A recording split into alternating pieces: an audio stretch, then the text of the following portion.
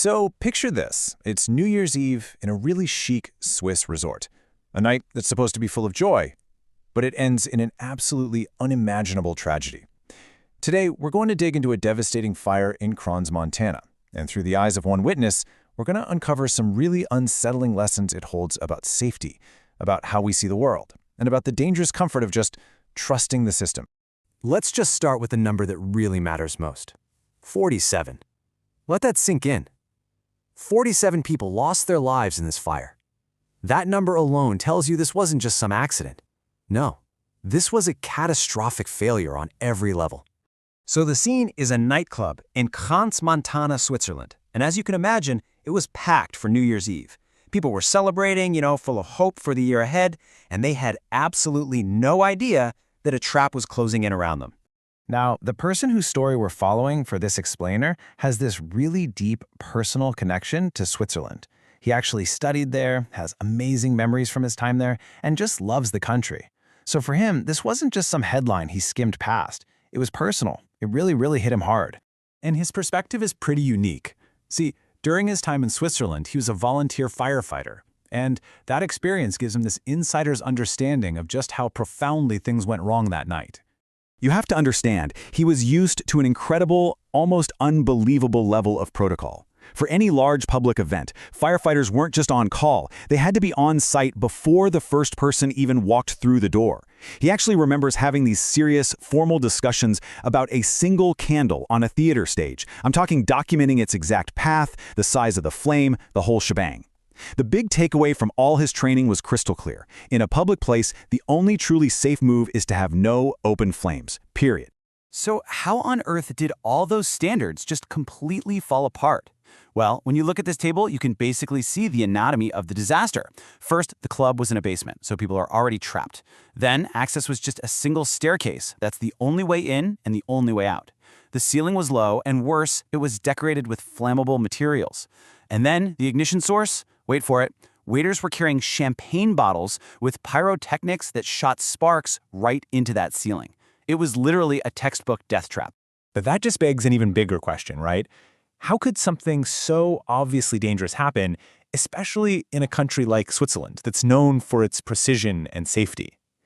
Well, that brings us to the psychological heart of this whole tragedy, the trap of trust. Our narrator points out this really fascinating contrast in how people think about safety. On one side, you've got this deep trust in the system, which is pretty common in places like Switzerland. The thinking goes, hey, this club's been here for years, it must be safe. And that lets you just relax. But on the other side, there's a mindset of instinctive distrust. You just never assume the institution has it all figured out. You're constantly on alert, sur de qui vive, as they say, always asking yourself, wait a minute, are they doing this right? And that first mindset, that total trust in the system, it leads directly to this, a false sense of security. It's this belief that because you're in a safe place, in a well-known venue, all the risks have already been managed for you. This is exactly why people could see pyrotechnics in a crowded basement and not immediately run for the exit. It feels comfortable, for sure, but it lets us outsource our own safety instincts, and that can have absolutely fatal consequences. The impact of this story goes way beyond just the facts of the fire. There's a really powerful psychological reason why some tragedies just hit us so hard, while others, even if they're equally horrific, feel more distant. Think back to the Titan submersible disaster. It was a massive global news story. It captivated everybody. We were all shocked by the claustrophobia, the danger, the whole tragic outcome. But here's the key difference. Even though the Titan story was horrifying, very few of us could truly, genuinely identify with the victims. The extreme circumstances, the insane cost. It meant we watched the tragedy, but we watched it from a distance. Okay, now let's bring it back to the nightclub fire. A very different and much more common setting. And that's what makes this story so chilling. A night out with friends, celebrating something special. That's a nearly universal experience. We can all instantly put ourselves right there in that scene. And that thought, it could have been me, is immediate, it's visceral. That relatability is exactly why it hits so close to home. So, if we can't always rely on the system, and our own sense of security can be dangerously wrong, what's the lesson here? What do we do? Well, the narrator offers a really powerful idea about becoming your own first line of defense. He tells this story about being at a wedding that was held in a big tent. At some point, the organizers bring out indoor pyrotechnics. He didn't make a big scene, didn't cause a panic. He just quietly pulled out his phone, walked outside like he was taking a call, and just waited until the danger had passed before he went back inside. Simple. And he applies this principle from the financial world to personal safety, which is brilliant. Just because something has been done safely 100 times before doesn't guarantee the 101st time will be okay. Every single time is its own roll of the dice. Okay, here's another great example. He was on a high-speed TGV train in France, and he noticed this old suitcase nearby that was wrapped in a crazy, almost bizarre amount of packing tape. Something about it just felt off. So what did he do? He didn't pull the emergency alarm. He just got up and moved to the little space between the train cars. Simple as that.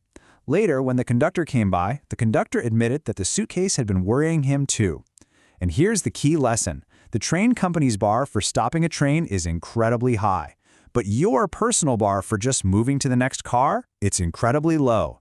You are so much more agile than the institution. And this is really the central message of this whole thing. The organizers, the police, the firefighters, they all come in after something has already gone wrong.